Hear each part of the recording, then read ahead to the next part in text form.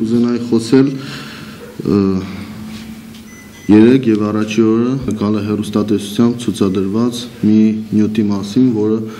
վերաբերվում էր ընդհանուր մեր մարզի պատգամավորների կատարած աշխատանքին, որը օգտվել էին պարլամենտ մոնիտորինգ կայքեջից, ուրեմն միանգամից ուզում եմ ասել, որ այստեղ թուրիմացություն կա, լուրջ թուրիմացություն կա, եթե այդ կայքից օգտվում են, կարելի է նաև նշել, թե այդ տվյալները որ ժամանակահատվածին է վերաբերվում,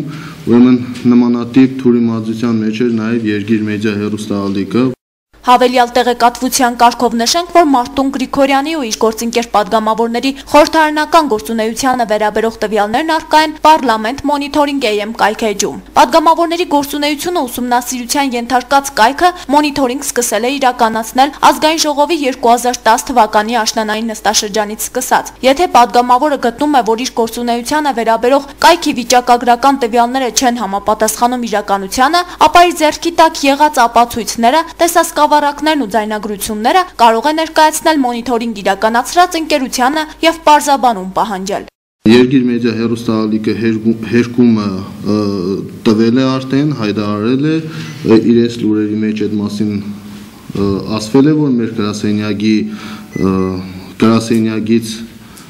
տվյալները տրվել, մեր կառավարության հարց ու պատասխաններ, վիդեո տարբերակով ամեն ինչ տրվել է եւ այդ մասին հերկումը եղել է։ Նաեւ մենք կակնկալենք, որ մեր տեղական հեռուստաալիքը, մեր Գալա հեռուստաալիքը նաեւ հետեւություն կաներ։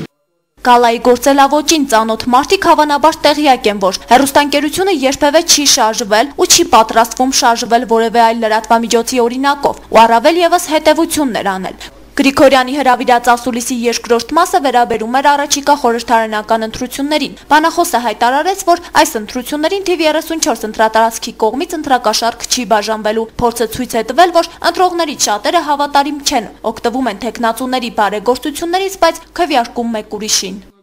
5 տարի շարունակ աշխատել եմ ժողովրդի հետ, 5 տարի շարունակ արել եմ, բաժանել եմ, տվել եմ, ինչ հնարավորություն ունեցել եմ ժողովրդի հետ, այս ընթացքը ինձ համար այն ընթացքն է, այն ժամանակն է, որ ես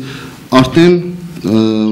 կարելի ասել դադարեցրել եմ իմ նմանատիպ ակցիաները, աշխատանքները։ Թեժ ընտրապայքարը ըստ նրա թիվ 34 ընտրատարածքում չի սպասվում, քանի որ ինչպես պատգամավորն է համոզված, իր հնգամյա պատգամավորական ու բարեգործական գործունեությունն այս անգամ կգնահատվի ժողովրդի կողմից։ 80-ից 85 մինչև 90% կարելի է ասել մարդիկ պատրաստ են ընտրությունների գնալ առանց ինչ-որ ընտրակաշառքի կամ շահագրգռելու։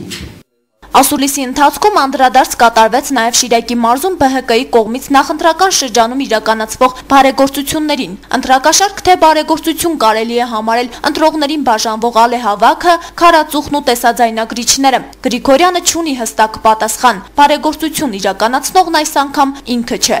Հերմինե Մկրտչյան, Տիգրան Գասաբյան, Գալա Նյուզ։